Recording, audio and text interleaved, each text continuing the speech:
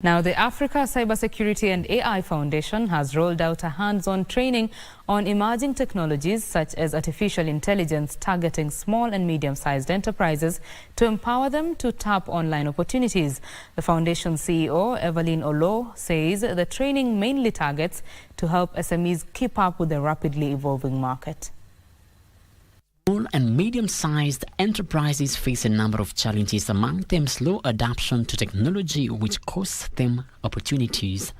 In order to address these, Africa Cybersecurity and AI Foundation has rolled out a capacity-building initiative tailored for small and medium-sized enterprises in Kenya to equip them with skills in, among others, human resource, marketing, and finance. Our cyber school specifically, we have tools for SMEs to do audit to see if they're AI ready, and if they're ready, we have a whole array of products that they could leverage on to increase sales in terms of sales and marketing, to streamline their HR, cut costs of recruitment, to support in research and development.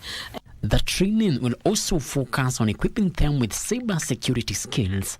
Actually launched a free toolkit that SMEs do not pay for, and the uptake for that has been actually really good. If you visit our website, you will see that the downloads of the toolkits are in the upwards of 100 every day. The 3 modules in the training program will empower the small businesses to adapt with both local and international market demands, most of which are tech-based. Frederick Muki for Prime Edition.